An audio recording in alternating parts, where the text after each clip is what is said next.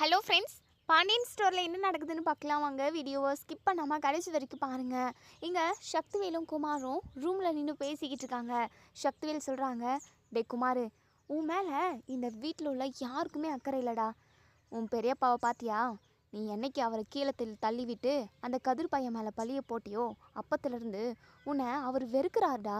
அது மட்டும் இல்லாமல் உனக்கு கல்யாணம் நடந்தா என்ன, நீ எக்கேடு கெட்டு போனா என்னன்னு தான் அவர் நினைக்கிறாரு. இதுக்கு முன்னாடியெல்லாம் உனக்கு ஒரு நல்ல பொண்ணை பார்த்து கல்யாணம் பண்ணி வச்சிடணும்னு சொல்லிட்டு வார்த்தைக்கு வார்த்தை சொல்லிக்கிட்டே இருப்பார்டா மனுஷன். அங்கங்கே பொண்ணு கூட தேடி பார்த்துருக்காரு. ஆனால் இப்போ பார்த்தியா, உன்னை கண்டுக்கிறதுக்கு உன்னை யாருமே என்னடா இப்படி இருக்க, ஏன் இப்படி இருக்கன்னு சொல்லிட்டு கேட்குறதுக்கு கூட இந்த வீட்டில் உனக்கு ஆள் இல்லாமல் போயிட்டாங்க அப்படின்னு சொல்லிட்டு இங்கே நம்ம சக்திவேல் இருந்துட்டு குமார்கிட்ட சொல்கிறாங்க. குமார் இருந்துட்டு, அப்பா நீ அமைதியாக இருங்கப்பா, எனக்கு கல்யாணமும் வேண்டாம் ஒன்றும் வேண்டாம், கடைசி வரைக்கும் நான் இப்படி இருந்துட்டு போகிறேன்ப்பா அப்படின்னு சொல்லிட்டு. டே குமார், நீ அப்படிலாம் சொல்லக்கூடாதுடா. உன்னை யாரும் கண்டுக்கலனா இருக்கட்டும்டா. உன் அப்பன், உன்னை பெத்த அப்போ நான் இருக்கேன்டா.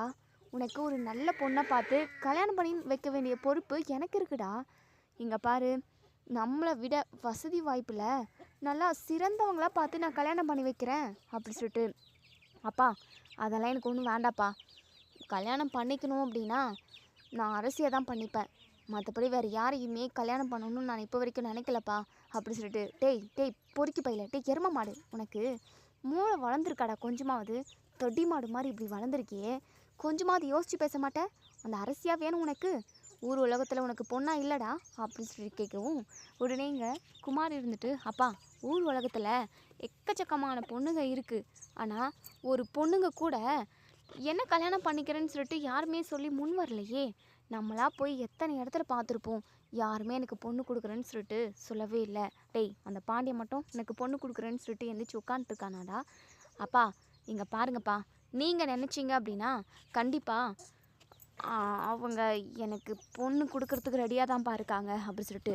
டேய் என்னடா சொல்கிற நீ அப்படின்னு சொல்லி கேட்கவும், ஆமாப்பா, நீங்கள் மட்டும் பெரியப்பா மனசை மாற்றி பெரியப்பாவை கோமதி அத்தைக்கிட்ட போய் பொண்ணு கேட்க சொன்னீங்க அப்படின்னா முத்துவேல் பெரியப்பா மேலே இருக்கிற மரியாதைனாலையும் பாசத்தினாலையும் கண்டிப்பாக அத்தை பொண்ணு கொடுக்கறதுக்கு ஓகே சொல்லுவாங்க.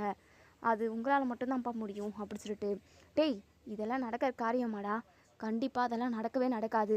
பொண்ணு பார்த்து கல்யாணம் பண்ணி வைனாவே ஓவராக அழட்டிக்கிறாங்க. இதில் அந்த பாண்டியன் மவளை கல்யாணம் பண்ணி கொடுக்க சொல்லு அப்படின்னு நான் சொன்னேன் அப்படின்னா என்ன தாண்டா அவமானப்படுத்துவாங்க. இங்கே பாரு குமார், உலகத்தில் எத்தனையோ பொண்ணு இருக்காங்கடா. நல்லா அழகான பொண்ணை வசதியான பொண்ணை பார்த்து உனக்கு நான் கல்யாணம் பண்ணி வைக்கிறேன். ஏன் நீ அந்த பிச்சைக்கார குடும்பத்திலேருந்து பொண்ணு எடுக்கணும்னு நினைக்கிற அப்படி சொல்லிட்டு. அப்பா அவளை எனக்கு ரொம்ப பிடிச்சிருக்குப்பா, அவள் கூட ஒன்றும் சேர்ந்து வாழணும்னு ஆசைப்பட்றேன். உங்களால் முடிஞ்சா எனக்கு அரசியை கல்யாணம் பண்ணி வைங்க.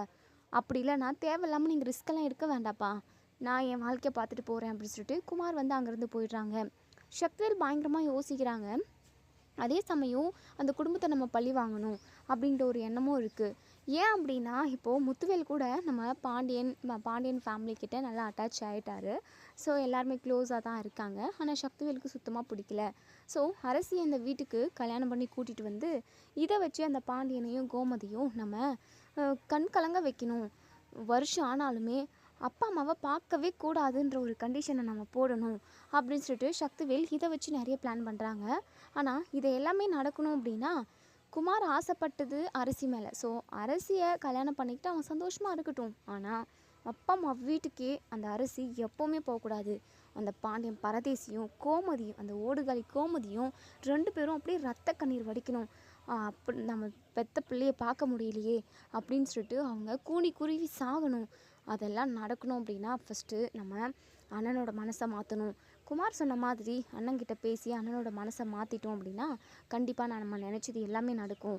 அந்த குடும்பத்தை நம்ம அப்படியே நம்ம காலடியில் விழ வைக்கணும் அப்படி சொல்லிட்டு சக்திவேல் வந்து ஒரு பிளான் பண்ணுறாங்க. ஸோ சக்திவேல் இது விஷயமா பேசுகிறதுக்காக முத்துவேலோட ரூமுக்கு போகிறாங்க. முத்துவேலுமே படுத்து தூங்கி ரெஸ்ட் எடுத்துக்கிட்டு இருக்காங்க. அண்ணன் தூங்கிக்கிட்டு இருக்காரு. நம்ம இன்னும் கொஞ்ச நேரம் கழித்து அண்ணன்கிட்ட பேசுவோம், அண்ணனை எப்படியாவது சம்மதிக்க வச்சிடணும் அப்படின்னு சொல்லிட்டு சக்திவேல் நினைக்கிறாங்க. ஸோ இன்னொரு சைடு இங்கே நம்ம பாண்டியன் ரொம்பவே ஃபீல் பண்ணிக்கிட்டு உட்காண்ட்ருக்காரு. ஏன்னா சரவணன் ஆசைப்பட்ட மாதிரி நல்லதோ கெட்டதோ சரவணனுக்கு பிடிச்ச மாதிரி ஒரு பொண்ணை நம்ம கல்யாணம் பண்ணி வச்சுருக்கணும். ஆனால் அந்த பொண்ணு வேண்டான்னு சொல்லிட்டு நம்மளா ஒரு வாழ்க்கையை அமைச்சு வச்சோம். இன்றைக்கி சரவணன் வாழவும் முடியாமல் சாகவும் முடியாமல் ரொம்ப நரக வேதனையை அனுபவிச்சுக்கிட்டு இருக்கான். அவன் இப்போ இந்த அளவுக்கு கஷ்டத்தை அனுபவிக்கிறான் அப்படின்னா அதுக்கு நம்ம தான் காரணம் அப்படின்னு சொல்லிட்டு பாண்டியன் பயங்கரமாக குற்ற உணர்ச்சியில் இருக்காங்க. ஸோ அதையும் தாண்டி நைட்டில் தூக்கமே வர மாட்டேங்குது. சரவணனோட வாழ்க்கை தான் கண் முன்னாடி வந்து நிற்குது. அது மட்டும் இல்லாமல் சரவணனோட வாழ்க்கையை பாண்டியனே கெடுத்துறதா நினைக்கிறாங்க. ஸோ எந்த ஒரு வேலையுமே ஓடவே மாட்டேங்குது நம்ம பாண்டியனுக்கு. இப்போது நம்ம சரவணனை பார்த்தா ரொம்பவே பரிதாபமாக இருக்குது. ஏன்னா அதாவது வேறு எந்த பொண்ணும் என் வாழ்க்கையில் வர வேண்டாம், என் பிள்ளைக்காக நான் என் வாழ்க்கையை அர்ப்பணிச்சிடுறேன், என் பிள்ளை ஒன்று போதும் எனக்கு அப்படின்ற மாதிரி தான் இப்போ ஒரு முடிவு எடுத்திருக்காங்க. அஞ்சலியுமே எப்படின்னா நமக்குள்ளே எந்த ஒரு ரிலேஷன்ஷிப்பும் வேண்டாம் அப்படின்னலாம் ஒரு சில பிரச்சனைனால 2 பேருமே பிரிஞ்சு இருக்காங்க. ஸோ பேசவும் செய்கிறது கிடையாது. ஸோ அதையும் தாண்டி இப்போ நம்ம சரவணனுக்கு அந்த குழந்தை மட்டும்தான். குழந்தைக்காக என்னுடைய வாழ்க்கையை கூட நான் அதுக்காக அர்ப்பணிக்கிறதுக்கு நான் தயாராக இருக்கேன்ற மாதிரி சொல்லியிருப்பாங்க. ஸோ இன்னொரு கல்யாணமும் வேண்டாம், அந்த மயில் கூட என்னால் ஒன்று சேர்ந்து வாழவும் முடியாதுன்ற மாதிரி தான் சொல்லியிருப்பாங்க. ஸோ நம்ம சரவணன் எதையோ பறி கொடுத்த மாதிரி ஒரு நடப்பின மாதிரி தான் இருந்துக்கிட்டு இருக்காங்க. ஸோ கோமதி இருந்துட்டு என்னங்க இவன் முகத்தில் கொஞ்சம் கூட சந்தோஷமே இல்லை, அது எப்படி இருக்கும், அவனோட வாழ்க்கை கேள்விக்குறியாக இருக்கே, அவனுடைய வாழ்க்கையை நினச்சி அவன் ரொம்ப நொந்து போயிட்டான், எல்லாத்துக்கும் காரணம் நான் தானடி அப்படி சொல்லிட்டு இங்கே நம்ம பாண்டியன் ரொம்பவே நொந்து போயிருக்காங்க. நம்ம கோமதி இருந்துட்டு இன்றைக்கி எடுக்கிற முடிவு நாளைக்கு வரைக்கும் இருக்குமான்றதெல்லாம் இல்லைங்க. இன்றைக்கி வேணால் சரவணன் ரொம்பவே நொந்து போயிருக்கலாம், எனக்கு வாழ்க்கையில் இன்னொரு கல்யாணமும் வேண்டாம், அந்த மயிலும் வேண்டான்னு சொல்லலாம். ஆனால் அது ரொம்ப நாளைக்கெல்லாம் இல்லைங்க. குழந்தை வந்ததுக்கப்புறம் குழந்தை மூலமாகவோ இல்லை வேறு யார் மூலமாகவோ இல்லை ஏதோ ஒரு சுச்சுவேஷன்னாலேயோ மயிலும் சரவணனும் ஒன்று சேர்ந்து வாழ்வாங்கங்க. அதையும் தாண்டி மயில் சரவணனை உண்மையாக நேசிப்பாங்க. அவங்க 2 பேரும் சந்தோஷமாக வாழ வேண்டிய ஒரு சுச்சுவேஷனை அந்த கடவுள் உருவாக்கி கொடுக்குங்க அப்படின்னு சொல்லிட்டு கோமதி வந்து புதுசாக ஒன்றத்தை சொல்கிறாங்க. கோமதி, நீ சொல்கிறதெல்லாம் நடக்குமா கோமதி? அதான் சரவணன் ரொம்ப பிடிவாதமாக இருக்கானே, மயில் வேண்டவே வேண்டாம், என் குழந்தை மட்டும் போதும்னு சொல்லிட்டு. எல்லாமே மாறுங்க, மாற்றம் ஒன்றே மாறாதது. உலகத்தில் நிரந்தரமாக எதுவுமே இருந்தது இல்லைங்க. இன்றைக்கி பாருங்கள், நம்ம இவ்வளோ கஷ்டப்படுறோம், சரவணனை நினச்சி ரொம்பவே வருத்தப்படுறோம், அப்படி ஒன்று இருக்குது. ஆனால் இன்னும் கொஞ்ச நாள்லையோ எப்போ வேணாலும் நாளைக்கே கூட நம்ம சந்தோஷமாக மாறலாங்க. நம்ம வாழ்க்கையில் எவ்வளோ கஷ்டங்கள் வந்திருக்கு, எவ்வளோ சந்தோஷங்கள் வந்திருக்கு, இப்போ எவ்வளோ பிரச்சனைகள் வந்திருக்கு, இது எல்லாத்தையுமே நம்ம சமாளித்து வரலையாங்க. இப்படி கஷ்டமும் சரி சந்தோஷமும் சரி எதுவுமே நிரந்தரம் கிடையாதுங்க, கண்டிப்பாக எல்லாமே மாறுங்க அப்படின்னு சொல்லிட்டு கோமதி சொல்கிறாங்க. ஸோ இன்னொரு சைடு இங்கே சக்திவேல் முத்துவேல் கிட்ட வந்து அண்ணே உங்ககிட்ட ஒரு முக்கியமான விஷயம் பேசுகிறோண்ணே அப்படின்னு சொல்லிட்டு சொல்லு சக்தி அப்படின்னு சொல்லவும் சக்திவேல் வந்து தயங்குறாங்க. ஸோ முத்துவேலுக்கு ஒன்றுமே புரியல. ஏன் சக்தி, ஏன் இப்படியெல்லாம் ஒரு மாதிரி பண்ணுற, ஒரு மாதிரி தயங்குற, என்னாச்சு, எதுவாக இருந்தாலும் டைரெக்டாக சொல்ல வேண்டியது தானே அப்படி சொல்லிட்டு. அண்ணே அது வந்து அண்ணே அப்படின்னு சொல்லிட்டு சடான்னு காலில் விழுந்துடுறாங்க. நம்ம முத்துவேல் இருந்துட்டு டே சக்தி என்னடா ஆச்சு உனக்கு, எதுக்காக இப்படி காலெல்லாம் விழுகிற, எதுவாக இருந்தாலும் சொல்லு அப்படின்னு சொல்லிட்டு. அது வந்துண்ணே அண்ணே என் பையனுக்கு நீங்கள் தான் ஒரு நல்ல வாழ்க்கை அமைச்சு கொடுக்கணுண்ணே, உங்கள் கையில் தானே என் பையன் வாழ்க்கையே இருக்குது. குமார் இப்போ ரொம்ப திருந்திட்டானே அப்படி சொல்லிட்டு உடனே முத்துவேல் பார்த்து முறைக்கிறாங்க. நீ சொல்கிறதெல்லாம் என்னால் நம்ப முடியாது, 5 வளையாதது 50 வளையாதுன்னு சொல்லிட்டு பழமொழியே இருக்குது. அவன் சின்ன வயசுலேருந்து இப்படி தான் இருக்கான், ஒவ்வொரு டைமும் தப்பு பண்ணுறப்பெல்லாம் அவன் மாறிடுவான், அவனோட கேரக்டரை மாற்றிப்பான், நல்லவனாக மாறிடுவான்னு சொல்லிட்டு நீயும் ஒரு டைமாக சொல்லிக்கிட்டு தான் இருக்க. ஆனால் அதெல்லாம் நடந்த பாடே கிடையாது. இப்போது நீ இதெல்லாம் எதுக்காக சொல்லிக்கிட்டு இருக்க அப்படி சொல்லிட்டு. அண்ணே அவன் உண்மையாகவே மாறிட்டானே அண்ணே, அவனுக்கு ஒரு கல்யாணத்தை பண்ணிட்டோம் அப்படின்னா கண்டிப்பாக அவன் வாழ்க்கை நல்லா இருக்குண்ணே. அது மட்டும் இல்லாமல் அவனுக்கு ஒரு பொண்ணை பிடிச்சிருக்கானே, அந்த பொண்ணை கல்யாணம் பண்ணி வச்சோம் அப்படின்னா அவனும் நல்லா இருப்பான், நம்மளும் சொந்த பந்தம் எல்லாமே ஒன்று சேர்ந்தபடி இருக்கும்ண்ணே அப்படி சொல்லிட்டு. என்னடா நீ என்னவோ ஒரு மாதிரி பேசுகிறே, எனக்கு ஒன்றும் புரியல, எதுவாக இருந்தாலும் சுற்றி வளைச்சி பேசாமல் டைரெக்டாக பேசு அப்படின்னு சொல்லவும் இப்போ தான் இங்கே சக்தியில் இருந்துட்டு அண்ணன் குமாருக்கும் அரசிக்கும் கல்யாணம் பண்ணி வச்சிடலாண்ணே அப்படி சொல்லிட்டு. இதை கேட்டேங்க நம்ம முத்துவேல் பயங்கரமாக ஷாக் ஆகுறாங்க. டே சக்தி, இதெல்லாம் நடக்கிற காரியமா? கண்டிப்பாக இதெல்லாம் நடக்கிறதுக்கு வாய்ப்பே கிடையாது. தயவு செஞ்சு இந்த முடிவை மாற்றிட்டு நீங்கள் வேறு ஏதாவது பண்ணுங்கள். அது மட்டும் இல்லாமல் வேறு எங்கேயாவது பொண்ணு பார்க்குறதா இருந்தால் கூட நான் கண்டிப்பாக அவங்க கூட வரமாட்டேன். நீங்களே அவனுக்கு பொண்ணை பார்த்து கல்யாணம் பண்ணிவிடுங்க அப்படி சொல்லிட்டு. அண்ணே நீங்களே இப்படி சொன்னீங்கன்னா எப்படிண்ணே, உங்களை நம்பி தானே நாங்கள் எல்லாருமே இருக்கோம்.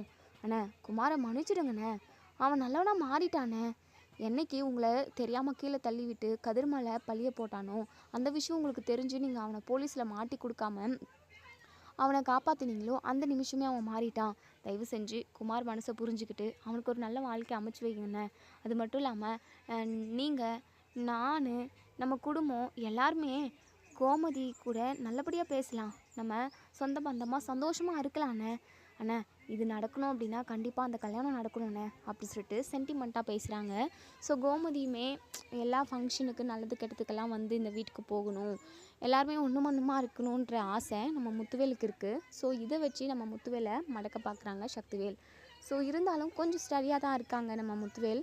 இங்கே பாரு சக்தி, அதெல்லாம் ஒன்றும் வேண்டாம். நீ நம்ம குடும்பம் எல்லாமே ஒன்று சேரணுன்றதுக்காக அரசியோட வாழ்க்கை கெடுக்கணும்னு நினைக்கிறேன். அண்ணா என்னண்ணா நீங்கள், நம்ம எல்லாரும் இந்த வீட்டில் தானே இருக்கோம். குமார் ஏதோ நாளை பின்ன தெரியாமல் தப்பு பண்ணாலுமே அவனை நாளை அற விடுவோண்ணே, கண்டிப்பாக அவன் திருந்திடுவானே அப்படி சொல்லிட்டு. அவன் திருந்துறதுக்கு அரசியோட வாழ்க்கை தான் உனக்கு கிடச்சிச்சா சக்தி, கொஞ்சமாவது மனசாட்சியோட நடந்துக்கோ சக்தி அப்படி சொல்லிட்டு. அண்ணா என்னென்ன நீங்களே இப்படி பேசினா எப்படின்னு, நம்ம ரெண்டு குடும்பமும் ஒன்றுமா க்ளோஸாக இருக்கணும் அப்படின்னா அதுக்கு ஒரே ஒரு வாய்ப்பு இது மட்டும்தான். கண்டிப்பாக அரசியோட வாழ்க்கையுமே சிறப்பாக இருக்கும்னு நம்ம வீட்டுக்கு வாக்கப்பட்டு வரப்போகுது நம்ம தங்கச்சி பொண்ணு. அவளை நம்ம பத்திரமா நல்லபடியாக பார்த்துப்போன்னு, கண்டிப்பாக அவளோட வாழ்க்கை சீரும் சிறப்பமாக இருக்கும்னு அப்படி இப்படி நீ என்னென்னமோ சென்டிமெண்ட்டாக பேசி ஒரு வழியாக அந்த சக்திவேல் வந்து முத்துவேலோ கிட்ட சம்மதம் வாங்கிடுறாங்க. சரி நான் இது விஷயமா அவங்க குடும்பத்தில் பேசுகிறேன், ஆனால் கோமதி என்னால் பொண்ணு கொடுக்க முடியாதுன்னு சொல்லிட்டா அப்படின்னா அவங்கள என்னால் வற்புறுத்த முடியாது அப்படி சொல்லிட்டு இங்கே நம்ம முத்துவேல் சொல்லிடுறாங்க. சரிங்க நீங்கள் வேணால் கேட்டு பாருங்கள், கண்டிப்பாக அவங்க ஓகே சொல்லுவாங்கன்னு தான் எனக்கு தோணுது அப்படின்னு சொல்கிறாங்க. ஸோ இப்போது இங்கே சக்திவேலுக்கு ரொம்ப ரிலாக்ஸாக ரொம்பவே சந்தோஷமாக இருக்குது. ஏன்னா அண்ணனை எப்படி சம்மதிக்க வைக்க போகிறோம் அப்படின்னு சொல்லிட்டு யோசிச்சுக்கிட்டே இருந்திருப்பாங்க. ஸோ சென்டிமெண்ட்டாக பேசி ஒரு வழியாக அவங்களுக்குமே சம்மதிக்க வச்சுட்டாங்க. நம்ம முத்துவேல் வந்து அப்பத்தா கிட்ட வந்து பேச வராங்க. ஆத்தா உங்ககிட்ட ஒரு முக்கியமான விஷயம் பேசணும் ஆத்தா அப்படி சொல்லிட்டு. என்னையா முத்து, என்னையா சொல்லியா அப்படி சொல்லிட்டு. இல்லாத்தா குமாருக்கு பொண்ணு பார்க்க போகிறேன், பொண்ணு கேட்க போகிறேன் அப்படி சொல்லிட்டு. யாரையா, எங்கேயா போக போகிற? எதிர்த்த வீடு தான் ஆத்தா அப்படி சொல்லிட்டு. எதிர்த்த வீடா? எதிர்த்த வீட்டில் கோமதி வீடு தான் இருக்குது அப்படி சொல்லிட்டு. அங்கே தான் ஆத்தா. என்னையா சொல்கிற? யார், அரசியாவா? ஆமாம் ஆத்தா. நம்ம குமாருக்கா? ஆமாம் ஆத்தா. நம்ம குமாருக்கு போய் அரசியா? அரசி பாவம்யா, அரசியோட வாழ்க்கையை நம்மளே சேர்ந்து கெடுத்துடக்கூடாது, தயவு செஞ்சு நான் சொல்கிறத கேளியா, வேண்டவே வேண்டாயா அப்படி சொல்லிட்டு.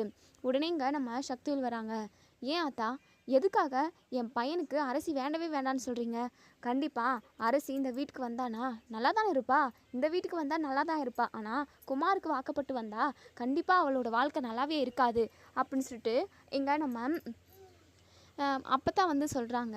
ஸோ சக்தி இருந்துட்டு ஏன் தான் இப்படி சொல்கிற, குமார் திருந்திட்டான் தான் அப்படின்னு சொல்லிட்டு முத்துவேல் கிட்ட பேசுனதவே அது இதுன்னு பேசி ஒரு வழியாக இங்கே நம்ம அப்பத்தாவுமே சம்மதிக்க வச்சிடுறாங்க சக்திவேல்.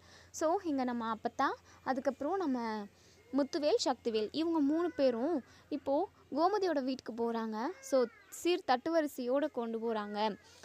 ஏன்னா நம்ம முத்துவேலுக்கு ஒரு நம்பிக்கை, நம்ம பொண்ணு கேட்டோம் அப்படின்னா கண்டிப்பாக கோமதி கொடுக்குறேன்னு தான் சொல்லுவா அப்படின்ற ஒரு நம்பிக்கைனால பழம், பூ, பொட்டு, புடவையிலேருந்து எல்லாத்தையுமே வாங்கிட்டு போகிறாங்க நம்ம முத்துவேல். ஸோ போனால் வீட்டில் வந்து நம்ம கோமதி, ராஜி, மீனா இவங்க தான் இருக்காங்க. அரசியுமே காலேஜ் போயிருப்பாங்க போல். நம்ம பாண்டியன், சரவணன் இவங்க வந்து கடைக்கு போயிருப்பாங்க. ஸோ லேடிஸ் மட்டும்தான் இருக்காங்க. அதையும் நம்ம அதுலேயுமே நம்ம அரசி வந்து இல்லை. ஸோ முத்துவேல், அதுக்கப்புறம் சக்தி இவங்க எல்லாருமே வந்ததை பார்த்ததுமே குடுகுடுன்னு ஓடி போய் நம்ம கோமதி, அண்ணே வாங்கண்ணே வாங்க அப்படி சொல்லிட்டு, மீனா தண்ணி மொண்டா போ அப்படி சொல்லிட்டு தண்ணி கொண்டு வந்து கொடுக்குறாங்க. ஸோ எல்லாருமே வந்து உட்காடுறாங்க. என்னென்ன திடீர்னு வந்திருக்கீங்க, அது மட்டும் இல்லாமல் கையில் பழமெல்லாம் இருக்குது, ஏதாவது விசேஷத்துக்கு அழைக்கிறதுக்காக வந்திருக்கீங்களா அப்படின்னு சொல்லி கேட்கவும் 3 பேரோட முகத்துலையுமே ஒரு பதட்டம் தெரியுது. ஏன்னா குமாருக்கு பொண்ணு கேட்குறாங்க இல்லையா, ஸோ கொடுப்பாங்களா மாட்டாங்களா அப்படின்ற ஒரு சந்தேகம் நிறையவே இருக்குது. இருந்தாலும் ஏதோ ஒரு சின்ன நம்பிக்கையில் நம்ம முத்துவேல் வந்திருக்காங்க.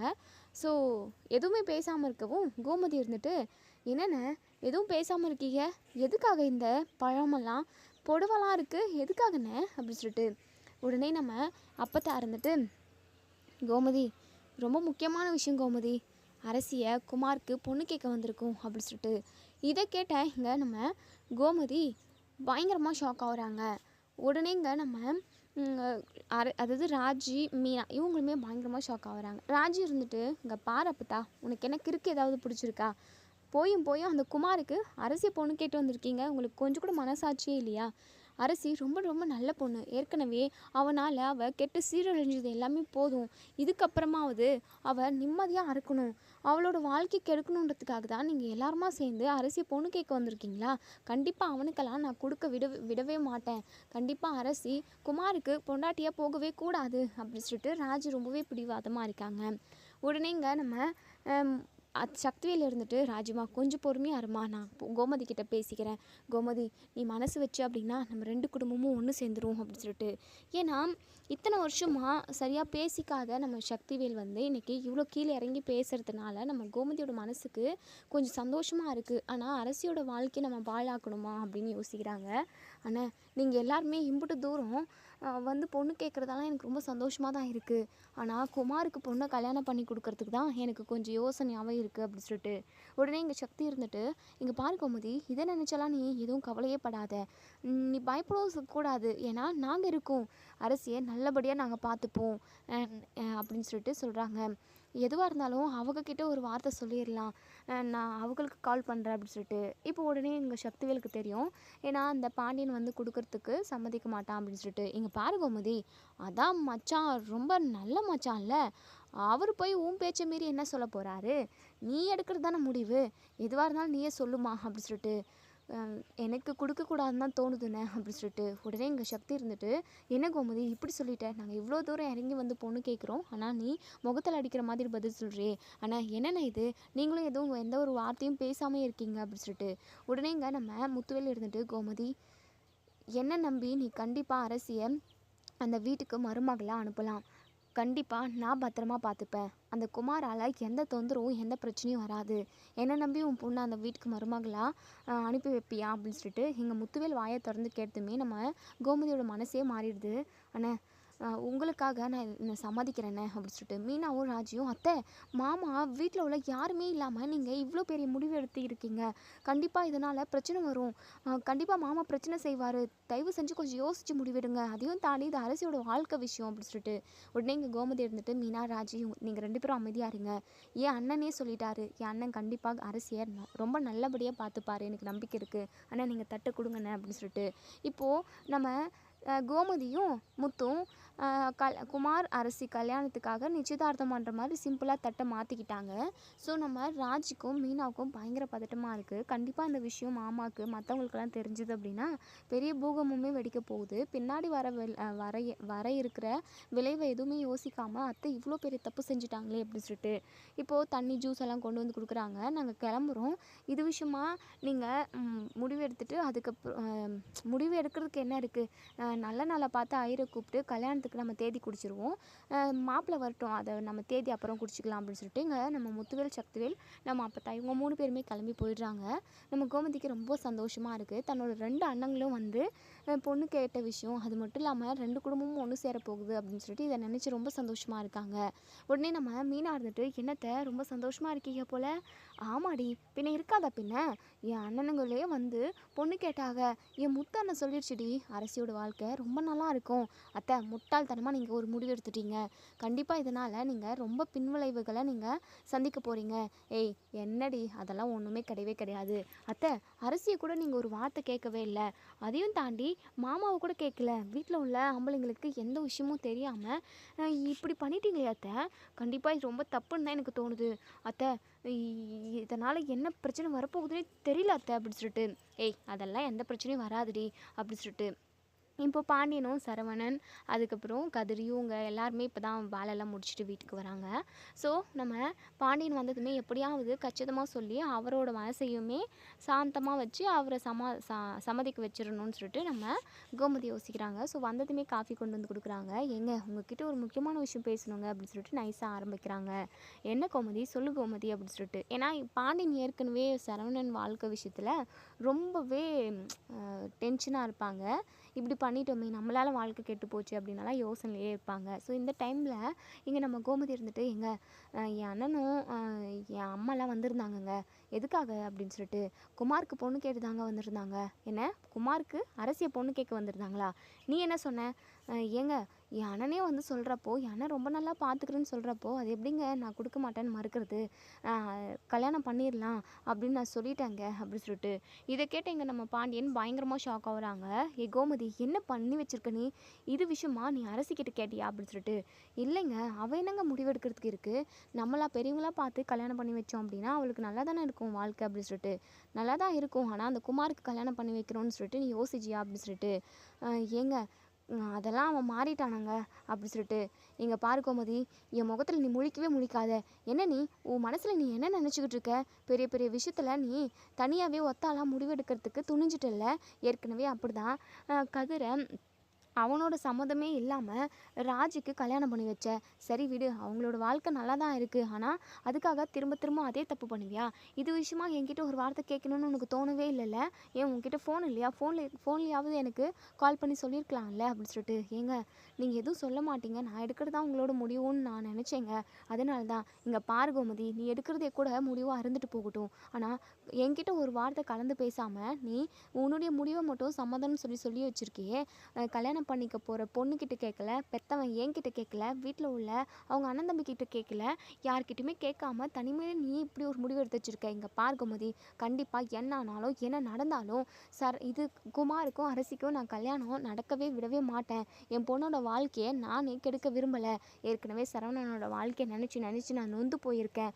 இப்போது நீ அரசியோட வாழ்க்கையுமே கெடுக்க நினைக்கிறியா? நீ அவளோட வாழ்க்கையை நானே பொதுகொலியில் தள்ளிவிடணும் அவளை அப்படி இப்படின்னு சொல்லிட்டு இங்கே நம்ம பாண்டியன் பயங்கரமாக கோவப்படுறாங்க. கோமதிக்கு ரொம்பவே பதட்டமாக இருக்குது. ஏங்க என்னங்க நீங்கள் இப்படி பேசுகிறீங்க? என் அண்ணன் இருக்குங்க அங்கே, என் அண்ணன் எல்லாத்தையும் பார்த்துக்கும் அப்படி சொல்லிட்டு.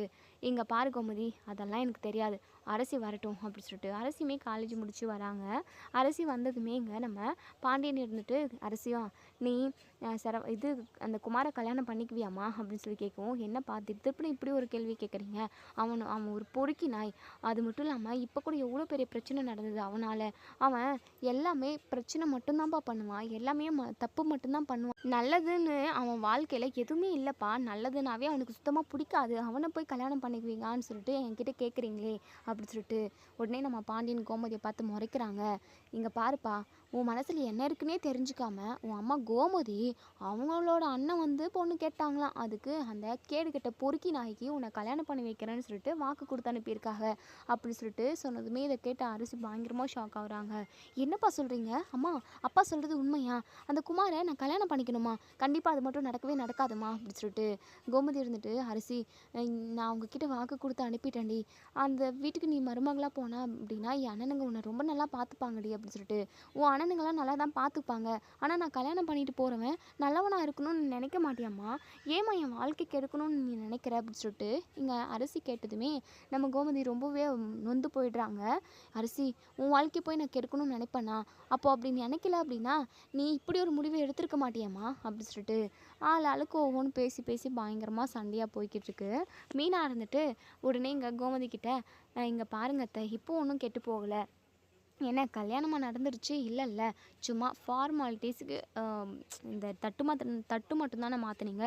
என்ன தட்டு மாற்றிட்டீங்களா அப்படின்னு சொல்லிட்டு அதிர்ச்சியாக இங்கே நம்ம பாண்டியன் வந்து கேட்குறாங்க. இங்கே நம்ம கோமதி திருன்னு முழிக்கிறாங்க. மீனா இருந்துட்டு, மாமா கொஞ்சம் பொறுமையாக இருங்க மாமா, இங்கே பாருங்க அத்தை, இதில் ரொம்ப முக்கியன்றது எது தெரியுமா? அதாவது கல்யாணம் பண்ணிக்க போகிறவங்களுக்கு ஒருத்தருக்கு பிடிச்சிருக்கா அப்படின்றது தான் முக்கியமே. இங்கே நிச்சயம் பண்ணது அதெல்லாம் முக்கியமே கிடையாது. இங்கே பாருங்கள், அரசிக்கு பிடிக்கல அப்படின்னா அந்த விஷயத்தை நீங்கள் செய்யவே செய்யாதீங்க. அரசி வந்து வாழ போகிறவ, அவள் தான் அவளோட வாழ்க்கையில் என்ன முடிவு எடுக்கணுமோ அதை எடுக்கணும். தயவு செஞ்சு இந்த விஷயத்தில் மட்டும் அவசரப்படவே படாதீங்க. கல்யாணன்றது எல்லாரோட வாழ்க்கையிலையுமே ஒரே ஒரு டைம் வர வேண்டியது தான், வர்றது மட்டும்தான். ஸோ அந்த வாழ்க்கைன்றது ரொம்ப ரொம்ப முக்கியம். கடைசி வரைக்கும் அவங்க கூட நம்ம ஒன்று சேர்ந்து வாழ போகிறோம். அப்போது அந்த மாதிரி ஒரு வாழ்க்கையை நம்ம நிறைய யோசித்து நல்ல ஒரு வாழ்க்கையை தான் தேர்ந்தெடுக்கணும். எடுத்தோமா கவுத்தோமா அப்படின்னு சொல்லிட்டு சொந்தத்துக்காகவும் அது மட்டும் இல்லாமல் சுய கௌரவத்துக்காகவும் பொண்ணோட வாழ்க்கையை கெடுக்கவே கூடாது அத்தை. தயவு செஞ்சு நீங்கள் யோசித்து எதுவாக இருந்தாலும் நல்ல முடிவு எடுங்க அப்படின்னு சொல்லிட்டு இதோட இந்த ரிவ்யூ முடியுது. இதுக்கப்புறம் என்ன நடக்க சொல்லி வெயிட் பண்ணி பார்ப்போம் ஃப்ரெண்ட்ஸ். வீடியோ பிடிச்சிருந்தா லைக் பண்ணி கமெண்ட் பண்ணி தெரிவிங்க. இப்போது நம்ம கோமதி வாக்கு கொடுத்தாச்சு. நம்ம பாண்டியனுக்கும் அரசிக்கும் சுத்தமாக இந்த விஷயம் பிடிக்கல. தன்னோட அண்ணனுங்களுக்காக அரசியை கல்யாணம் பண்ணி வச்சு தான் ஆகணும்னு சொல்லிட்டு நம்ம கோமதி பிடிவாதம் பிடிப்பாங்களா, இல்லை அரசியோட விருப்பம் தான் எனக்கு முக்கியம் அப்படின்னு சொல்லிட்டு அவங்க அண்ணனுங்கிட்ட போயிட்டு இந்த கல்யாணம் நடக்கக்கூடாதுன்னு சொல்லுவாங்களான்றதை நம்ம வெயிட் பண்ணி பார்ப்போம். தேங்க்யூ.